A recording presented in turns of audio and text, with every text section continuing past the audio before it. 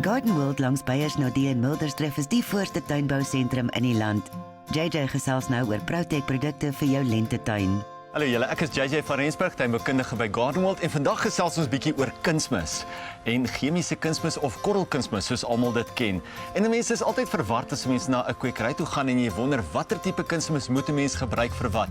Maar gelukkig in die Proutec reeks is daar so ietsie van alle. So kom ons gesels gou 'n bietjie individueel oor elkeen van hulle. Heel eerste het ons die fosfate. Nou fosfate word gewoonlik gebruik as 'n mens nuwe plante aanplant wat 'n mens fisies in die grond inwerk. Onthou, fosfate is vir wortelontwikkeling. So het sê of jy nou plante, struike, bome, groentetuin, wat ook al wil plant, is fosfate baie belangrik. So hierdie fosfate is wat 'n mens nou in die gat gaan gooi, wat 'n mens moet dit fisies in die grond inwerk. As jou plante klaar gevestig is en jy wil fosfate bykry of jy wil net algemene groei gee, dan sal 'n mens die gewone ou 2-3-2 gebruik. En dit is nou die 2-3-2 voor my.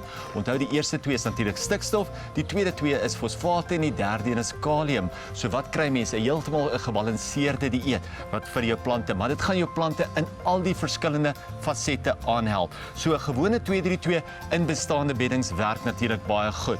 As 'n mens die fosfate sou gebruik en 'n mens herhaal met die 2-3-2 na 'n paar weke, glad nie 'n probleem nie. Onthou net altyd om die instruksies te volg. Moet dit nie oordoen nie, want met enige chemiese kunsmis kan 'n mens baie maklik jou plante brand.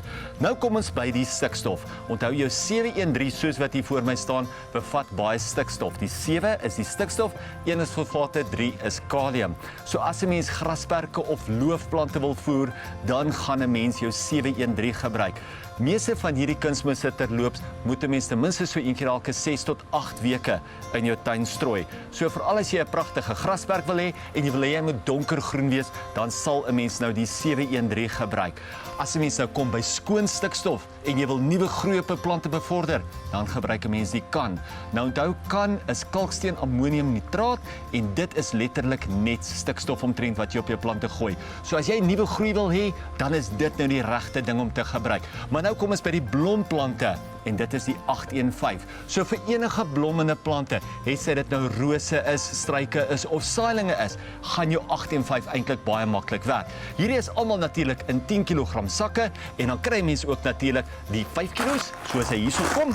Dit is 'n 5 kg daai en hier kom die 2 kg. Kyk nou net daar. So as alles gerieflike grootte is vir jou tuin. Lekker tuin maak. Om op te som, die Proutec Garden Phosphate is vir toediening wanneer bome, struike, grasperke en saailinge aangeplant word. Dit stimuleer wortelontwikkeling en nuwe groei. Die Proutec General Fertilizer 232 is algemene gebalanseerde voeding vir die hele tuin.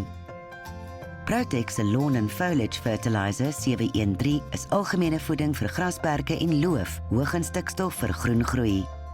Die Proutec kan 17% lewer ook goeie stikstof vir groen groei. En die Proutec Rose and Flower Fertilizer 815 is hoog in kalium vir gesonde blom- en vrugontwikkeling.